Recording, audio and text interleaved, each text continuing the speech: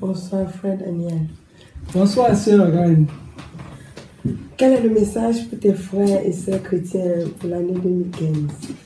En 2015, je demande beaucoup plus d'amour pour nos chers frères et sœurs chrétiens et même ceux qui ne sont pas chrétiens. Alors, la raison pour laquelle j'ai choisi le thème amour, c'est à la suite d'une petite vidéo que mon fils Mike a montée, parlant donc de l'amour. Et directement, le Saint-Esprit m'a dit ça, c'est un message. Ce qui manque dans le monde aujourd'hui, c'est l'amour. Il n'y a plus d'amour dans le monde. Et quand on parle d'amour, les gens voient directement l'amour charnel. Ça veut dire que quand on rencontre une demoiselle, il lui dit Madame, je vous aime. Non, je ne parle pas de cet amour. Je parle de l'amour selon la Bible. L'amour dans le sens propre que Dieu a voulu que le monde marche. Alors, je vais donc prendre des saintes écritures pour vous parler de l'amour selon Dieu. Alors, si nous allons dans le livre de 1 Jean, au chapitre 4 du verset 7 jusqu'au verset 10, il est écrit: Mes chers amis, aimons-nous les uns les autres, car l'amour vient de Dieu. Celui qui aime est né de Dieu et il connaît Dieu. Qui n'aime pas n'a pas connu Dieu, car Dieu est amour. Voici comment Dieu a démontré qu'il nous aime. Il a envoyé son Fils unique dans le monde pour que, par lui, nous ayons la vie. Voici en quoi consiste l'amour. Ce n'est pas nous qui avons aimé Dieu, mais c'est lui qui nous a aimés. Aussi a-t-il envoyé son Fils pour apaiser la colère de Dieu contre nous en souffrant pour nos péchés. Voilà la définition de l'amour selon Jean dans la Bible. Alors, quand nous voyons cette définition, c'est un peu en marge de l'amour que le monde nous présente aujourd'hui. Ceci étant, je vais donc parler de 3 catégories d'amour. Il y a l'amour de Dieu. Cet amour-là que Dieu, malgré que nous soyons des pécheurs, a envoyé son Fils unique afin que qui l'accepte comme sauveur ne meure pas et ait la vie éternelle. C'est ça l'amour. Alors cet amour, on l'appelle l'agapao. Ça veut dire un amour inconditionnel. La deuxième catégorie d'amour, c'est l'amour au prochain. Et cet amour-là est appelé la philéo. L'amour du prochain. Ça veut dire quoi? Ça veut dire quand tu aimes ton prochain, quand tu aimes ton voisin, comme il est écrit dans le livre de Marc au chapitre 12 du verset 30 à 31, où Jésus regroupe l'amour en 2 catégories. Il dit il faut aimer ton Dieu de tout ton cœur et il faut aimer ton voisin. Alors là, c'est l'amour philéo. La 3e catégorie d'amour, c'est cette catégorie d'amour que nous tous, nous parlons tous les jours. Amour, amour. Là, c'est l'amour Eros. Dans l'amour Eros, c'est un amour hypocrite, c'est un amour égoïste. Le premier jour où vous rencontrez une demoiselle, vous dites carrément que vous l'aimez. Vous l'aimez peut-être à cause de sa beauté, vous l'aimez pour certains intérêts égoïstes. Ce n'est pas l'amour selon Dieu. Donc mes chers frères et sœurs, l'amour que je vous demande en 2015, c'est l'amour de Dieu. Dieu, il nous a tellement aimés qu'il nous a donné son Fils unique, Jésus-Christ. Jésus est mort sur la croix. Il s'est sacrifié pour des péchés que nous avons commis. Vous voyez à quel prix le Seigneur Jésus nous aime. C'est ce genre d'amour que je vous demande, mes chers frères et sœurs, d'avoir en 2015.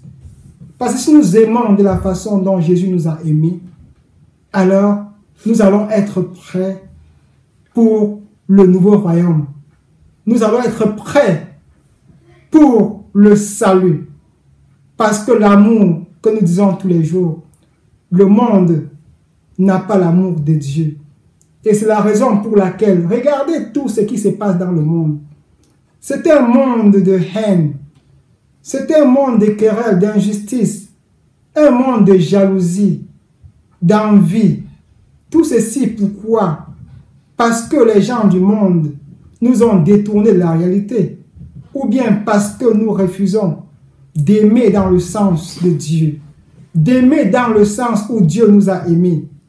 Mes chers frères et sœurs, tout est prédit. Ce sont les signes de temps. Cette guerre-là que nous vivons, c'est parce qu'il n'y a pas d'amour. Cette haine-là que nous vivons, c'est parce qu'il n'y a pas d'amour. C'est parce que nous nous sommes éloignés de la parole de Dieu. Nous nous éloignons de la vérité et c'est pour ça qu'il n'y a plus d'amour. Le Seigneur nous demande d'aimer de tout cœur, d'avoir l'amour de soi, d'aimer son prochain comme soi-même. Nous voyons que le monde aujourd'hui vit plutôt les ténèbres. Il n'a plus d'amour. C'est l'amour de la chair, l'amour du sexe, qui n'a rien à voir avec l'amour que Dieu nous demande de vivre. Mes chers frères et sœurs, je vous demande qu'en 2015, nous vivions plus d'amour, que nos cœurs soient remplis d'amour. Et quand il y a amour, il y a pardon. Quand il y a amour, il y a de la joie. Ceci étant, mes chers frères et sœurs, je vais prendre encore un autre livre dans les Saintes Écritures pour vous montrer de quoi est capable l'amour. Si nous allons dans le livre de Corinthiens, 1 Corinthiens du chapitre 13, du verset 4 à 5, vous allez voir ce que Corinthiens nous donne. Il nous décrit l'amour sur une autre forme. Il nous dit que l'amour est patient. Il est plein de bonté. Il n'est pas envieux. Il ne cherche pas à se faire valoir. Il ne s'enfle pas d'orgueil. Il ne fait rien d'inconvénient. Il ne cherche pas son propre intérêt. Il ne s'agrée pas contre les autres. Il ne trempe pas le mal. Mes chers frères et sœurs, est-ce qu'il est aussi difficile d'aimer selon les Saintes Écritures? Mes chers frères et sœurs, pourquoi tant de haine dans ce monde où Jésus s'est sacrifié afin que nous vivions le paradis sur terre et que notre mort ne soit qu'une continuité? Tout ce que nous vivons aujourd'hui, mes chers frères et sœurs, c'est parce que l'ennemi nous a éloignés de la vérité. La vérité se trouve dans les Saintes Écritures. Rapprochez-vous de la Bible. Pardonnez, mes chers frères et sœurs. Soyons humbles. Marchons selon la volonté de Dieu. Et nous allons voir comment notre vie doit changer. Nous allons être remplis du Saint-Esprit. Et le Saint-Esprit doit nous guider. Le Saint-Esprit ne peut pas s'installer dans un corps qui est impur. Notre cœur n'a pas cette grâce du Saint-Esprit. Notre cœur est rempli de méchanceté, juste parce que nous n'avons pas ce Saint-Esprit. Et pour être rempli du Saint-Esprit, il faut faire de la place au Saint-Esprit. Le Saint-Esprit ne peut pas partager avec le malheur. Le Saint-Esprit ne peut pas partager avec la méchanceté. C'est deux forces qui sont toujours antagonistes. La force du mal et la force du bien. La force du monde et la force du Saint-Esprit. Mes chers frères et sœurs, nous chrétiens, nous n'appartenons pas à ce monde. Nous appartenons au monde spirituel. Utilisons donc ce pouvoir spirituel qui est au-dessus du monde pour renverser la vapeur. Beaucoup d'entre nous mourront à cause du manque de la sagesse, à cause du manque de la parole de Dieu. Mes chers frères et sœurs, que 2015 soit une année de salut. Pourquoi? Parce que la fin de temps approche. Apocalypse, c'est pour bientôt. C'est pourquoi tous ces malheurs. C'est pourquoi toutes ces peines. Jésus le dit dans le livre de Luc, au chapitre 12, dès le verset 1. Que quand le moment viendra, quand les signes de temps arriveront, les familles vont se déchirer entre eux. Les frères et sœurs vont se déchirer entre eux. Il y aura de la haine partout. Il n'y aura plus d'amour. Mes chers frères et sœurs, que 2015 soit l'année de départ, soit l'année de repentance pour ceux qui n'ont pas encore donné leur vie à Jésus. Repentez-vous, mes chers frères et sœurs. Ne soyez pas surpris par l'avènement de Jésus. Il le dit dans Matthieu. Le jour où il reviendra, les gens seront en train de boire. Les gens seront en train de fêter, excusez-moi, comme au temps de Noël, ou pendant que Noël apprêtait le bateau, les gens fêtaient, et quand le déluge est arrivé, personne n'avait plus le temps de se rattraper. Mes chers frères et sœurs, Apocalypse c'est pour bientôt. Repentez-vous, donnez votre vie à Jésus. Jésus est le seul salut. C'est lui la voie, la vérité, la vie. Personne n'atteindra le Père s'il ne passe par Jésus. Mes chers frères et sœurs, je vais encore prendre les Saintes Écritures pour vous montrer que tout ce que nous vivons aujourd'hui, c'est la fin des temps. Ceci doit être dans le livre de Timothée, 2 Timothée, chapitre 3, dans du verset 1 au verset 5. Dans ce livre-là, vous allez comprendre que Apocalypse, c'est pour bientôt. Alors, 2 Timothée, chapitre 3. Sachez bien que dans la période finale de l'histoire, les temps seront difficiles.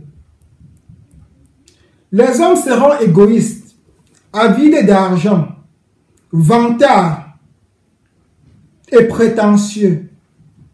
Ils parleront de Dieu d'une manière injurieuse et n'auront pas d'égard pour leurs parents. Ils seront ingrats, dépourvus de respect pour ce qui est sacré, sans cœur, sans pitié, calomniateurs, incapables de se maîtriser, cruels, ennemis du bien, emportés par leur passion et enflés d'orgueil. Ils seront prêts à toutes les trahisons. Ils aimeront les plaisirs plutôt que Dieu. Mes chers frères et sœurs, je pense qu'il n'y a que les sourds pour ne pas comprendre ce genre de message. Apocalypse, c'est pour bientôt. Repentons-nous. Donnez votre vie à Jésus. Changez. Acceptez Jésus comme votre sauveur. Et baptisez-vous, mes chers frères et sœurs.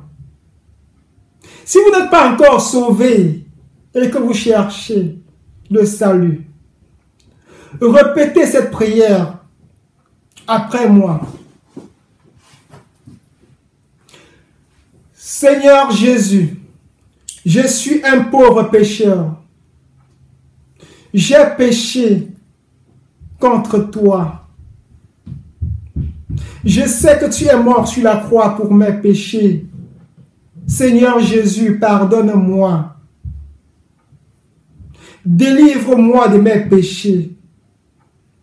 Je sais que tu es le salut. Je te donne ma vie, Seigneur Jésus. Et je sais que quand je vais mourir, je serai au paradis parce que tu m'as pardonné mes péchés. Je suis une nouvelle créature. Je suis un né de nouveau. Merci Seigneur de m'avoir accepté. Merci pour ton pardon. Amen. Chers frères et sœurs, si vous avez donc fait cette petite prière, vous êtes désormais un né de nouveau. Et votre vie ne sera plus comme par le passé. Vous êtes une nouvelle créature. Ne rentrez plus dans les péchés. Je me souviens dans la Bible, à chaque fois, quand Jésus sauvait ou bien chassait les démons de quelqu'un, il disait alors, vas-y et ne rentre plus dans les péchés.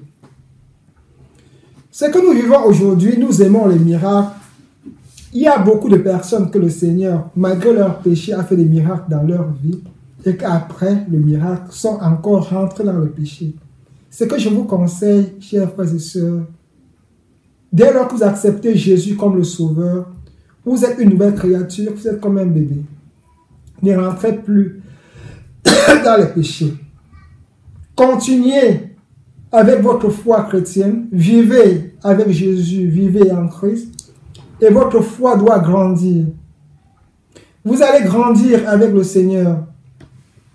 Un born again ou un né de nouveau, c'est un enfant qui fait ses premiers pas. Et plus il grandit, plus il apprend beaucoup de choses. Ceci étant, chers frères et sœurs, voilà mon message de l'année 2015. Et sœur Irène, je pense que je viens de répondre à votre question. Merci. Merci, frère Daniel. Frères et sœurs, vivons désormais dans l'amour du Christ. Nous allons prier. Merci Seigneur pour 2014 qui est en train de s'achever. Pour les frères et sœurs en Christ et pour tous les autres hommes et femmes du monde. C'est un message d'amour,